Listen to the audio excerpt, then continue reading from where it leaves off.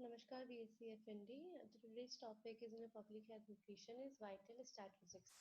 So vital statistics क्या होता है आपका? It denotes the data and analytical method for describing the vital events occurring in the community.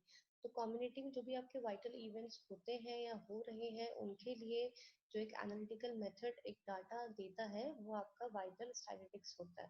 तो इसमें raw data जो आप obtain करते हैं this can be obtained from the sample survey, population census, vital statistics registers, hospital record and municipality.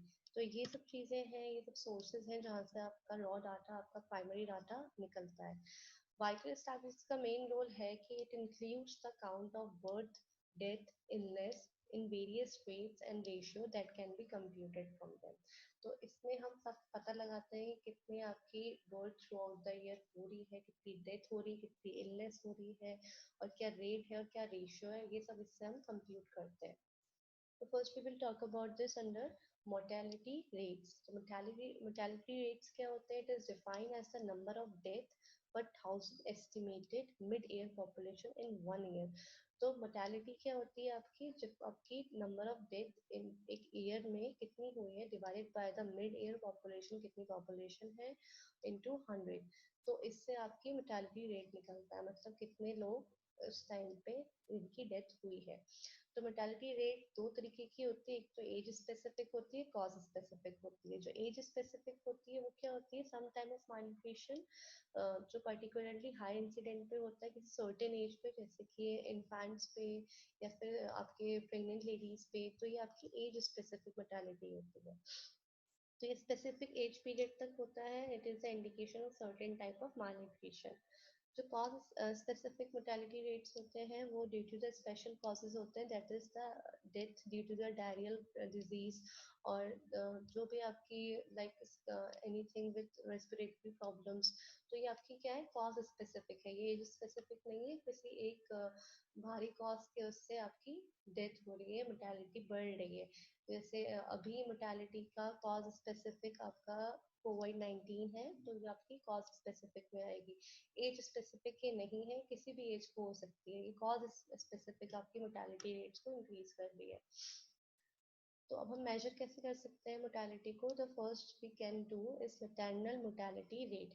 तो maternal mortality rate में क्या होता है? Number of death during the pregnancy divided by the total life birth during the year into 1000. तो ये आपका formula होता है मैटरनल मोर्टेलिटी रेट का. The second measurement is like infant mortality rate. तो IMR आपका कैसे होता है? Number of death under the 1 year of as divide by total live birth in 1 year. मतलब कितने नंबर आपकी डेथ हुई है एक साल में और कितने बर्थ हुई है एक साल में डिवाइडेड बाय 1000. तो इससे हम इन्फेंट मोर्टेलिटी रेट निकालते हैं. तो this is the first part of our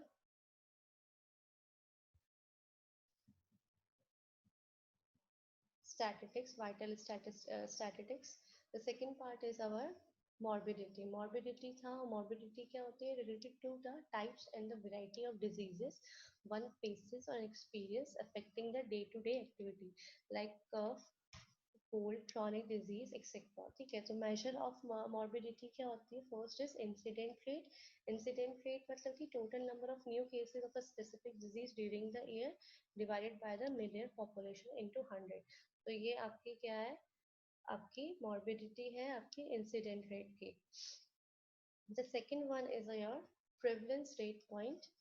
Prevalence rate point का फॉर्मूला होता है आपका total number of cases new or old existing at the point of time divided by the population exposed to the risk of that time.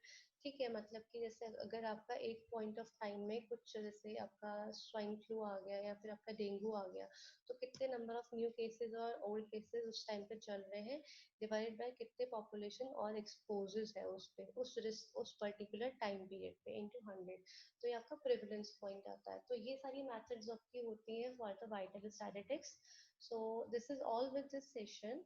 So if there is any doubt, you may ask in the comment section. Thank you.